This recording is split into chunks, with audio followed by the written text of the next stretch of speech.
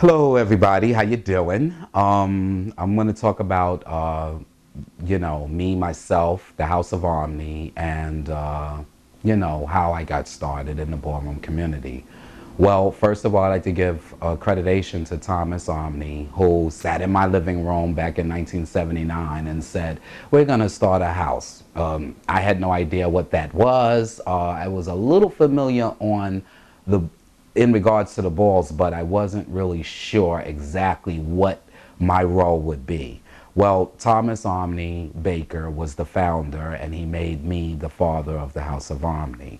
And so in 1980, we began our little ride through the ballroom community. Basically, the members were formulated by, friendships. We had certain friends that we hung out in clubs with, or friends that we basically just met through the village or what have you, and just formulated a house by attracting people of sort of the same interest. Most of those interests were, at that time, I was working in Wall Street for about maybe 7 years at that time. So basically a lot of people and members of the houses came from working, the job area, the Wall Street district. We basically were, formulating members that were into education, because I also was into my college and what have you. And I started walking balls at a very young age. One thing that I did that I liked about the balls were they just were very exciting, and each one was different. Back in those days, meaning the early 80s, it was like sort of like Madison Square Garden. It was exciting when you watched people like Avis and Dorian and Pepper and Duchess and Paris Dupree come out, and Chipper Corey and Carry On for grand prize. You always waited for that grand prize category, because no matter if you slept through the balls, and the reason why I say that is because we used to get up at 4 a.m. in the morning just to travel from Brooklyn up to Harlem to go to the balls. There was also a time where you would just leave a club like Better Days or maybe the Garage at a certain point in the morning in time, and then you take a cab uptown and you would go to the balls and get there about 5 a.m. So around maybe 1 o'clock afternoon, in the afternoon, grand prize was coming on, and basically you woke up because you were sleeping from partying all night. For those of us who were lucky to have gotten some sleep, maybe you were up, but if not, you kind of dragged through most of the categories. But they were all exciting and very interesting, and most of the ballroom children were very articulate and very they had a lot of talent. You had people that could sew, amazing seamstress like Avis Pendarvis and Dorian, who would sit up there and just can make something out of nothing. They could make curtains into gowns. And the amazing part about it was the way they would peel and come out their clothes. And just amazing. I mean, they used to say, oh, they bought everything but the kitchen sink, but they bought the kitchen sink too.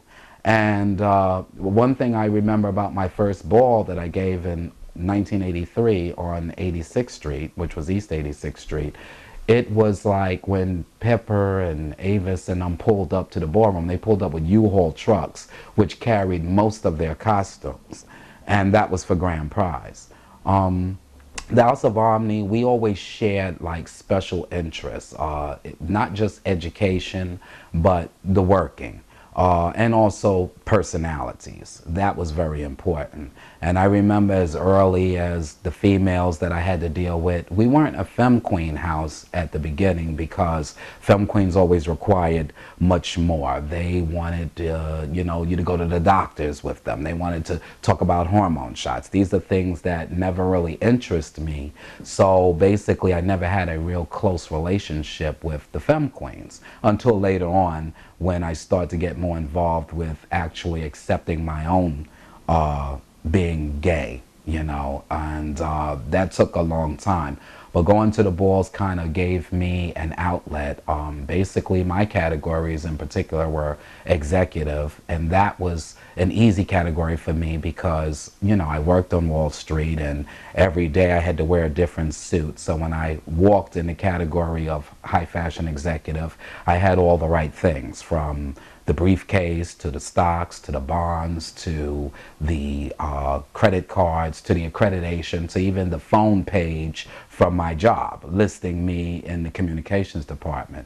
I worked for various brokerage firms, which gave me a sort of reason why I walked executive. I also dipped and dabbed in the category of face, but I'd like to say there's one thing phenomenal that most people don't know about me per se, that when I first started, my first trophy was Butch, Queen, and Drag, and then my trophy after that was Realness, Butch, Queen, Realness, and the third trophy was Best Dressed Man. Now, back in the day, Best Dressed Man was a category for heterosexual guys to walk, and basically I accomplished a feat that was very impossible, you know, which was being up in drag, a woman first, then coming back and winning, calling myself Realness, which, by the way, I must add, Crystal LaBeija, one of the icons of all times, was one of the judges, and she is the one who determined me winning grand prize for Realness. And somebody informed her afterwards that I had just won Up in Drags, and she told me that, oh, if I would have known that you were just Up in Drags, you would have never won Realness. But that goes to show that I was good at what I did. And then for me to go from a woman to being a Realness and then coming back and telling you I'm a man, I did it the opposite way. Normally would have been walk Best Dressed Man, then walk Realness after they discovered you were gay, and then Up in Drags. But I did it the reverse. And it hasn't been repeated ever since. I met a lot of interesting people, you know, in my time, and the House of Omni, you know, began to expand. As of 1988, we started to go to Philadelphia a lot, me and some of the members like Derek and Brian and Muhammad. And we would go there and, you know, we'd get all this special attention, thank goodness, for Joey Venuti, who was like an entrepreneur in Philadelphia at that time and had all the money, lived in the penthouse and what have you. And he took a liking to me and the House of Omni. And basically, he came to a ball of mine in 1990, and that's when we started the Philadelphia chapter of Ultra Omni. And then after that, I remember after the Philadelphia chapter got started, by the time 1994 came into effect, we went to Chicago. And there in Chicago, I won my first trophy for face, for my first time being in Chicago, which was an honor to me because there was no judges that knew me. And so it was an honest win. And there's been a lot of times that I can remember in ballroom history, from the times of putting out the energy and getting myself established by winning trophies before I even had members, you know, so that I could kind of like give advice and, you know, be there for them to let them know this is how you do it, this is what is expected. And meaning with the various competitions. And basically I was diversified because I went from executive, the Best Dressed Man, to Realness, the high fashion evening where I've won that. I remember the first awards ball given by Harold Chanel, and I remember receiving honors for that. Let me interrupt you there, Kevin. So with Philadelphia. Start how the first, start out how you found. All right. I want to talk about the House of Omni. Was founded in 1979 by Thomas Dimples Baker, and he gave me the position of fatherhood.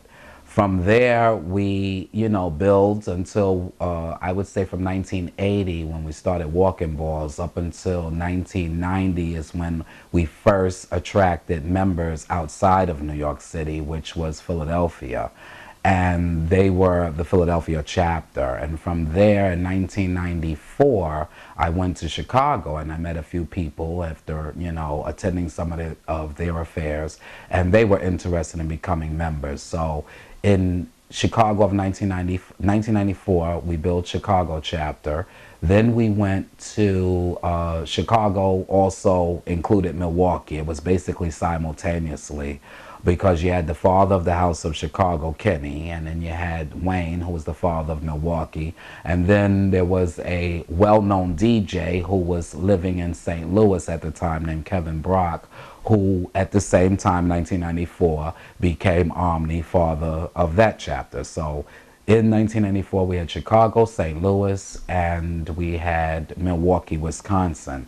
And through that, Kenny decided to adopt a chapter of Gary, Indiana, which also Muhammad Omni, who is a New York Omni, included by 1994 the Atlanta chapter, which was ran by Brent Turner, and God rest his soul. And as late as 1999, we had the Los Angeles chapter. Basically, in each city, there's a father. You have Taz Ultra Omni, who has now been nominated to the title of National Father. He is basically the overseer of most of the cities. But the chapters began by people who actually shared an interest, the same interest that the New York Omnis shared, which was basically our personalities, desire for education, our desire for just working and making it an organization, not only just in house, but outside of the ballroom community as an organization. And with that in mind, a national father basically is selected. Well, I selected Taz because, you know, after 22 years of me being the founder, I'm kind of exhausted by certain things, and he has the energy to continue the legacy of Omni. And simultaneously, as we were building, other houses were building as well. They all have their each unique individual stories. Like you have the House of Infinity in Florida. You have, you know, some Ebony's in Detroit as well as Ebony's in Philadelphia, you know, and basically it just spread out across the nation. But I do accredit all the chapters coming from the headquarters, which is us, quote unquote, New York City. And the National Father basically was selected by me, which is Taz again. Okay, you're starting to repeat. Okay. Okay, and the National Father was selected because of the fact that he had the motivation, the determination, and the energy not only to oversee what was going on in his particular city, but to oversee what's going on across the nation and keep in touch with everyone and keep everyone well informed. And also him being status quo by winning many trophies and many awards at the major awards balls, and, you know, giving balls himself. And at such a short period of time, within 3 years, you know, my particular National Father has really accomplished a great deal. And this is why he's worthy of being a National Father, just as you have many others and whatever. Okay, you just bumble on and all right, try to make it like a paragraph and then stop. Okay. Let's just see how you do that. Okay. Well, one of the things that I like most about being an educator is that when I'm on a microphone at a ball, I'm basically always trying to educate the children on the past, the present, and the future. You know, just keeping them aware of what's going on in the community as far as their health is concerned, keeping people's names alive that actually made these categories, the pioneers of these categories, people and information that they should know.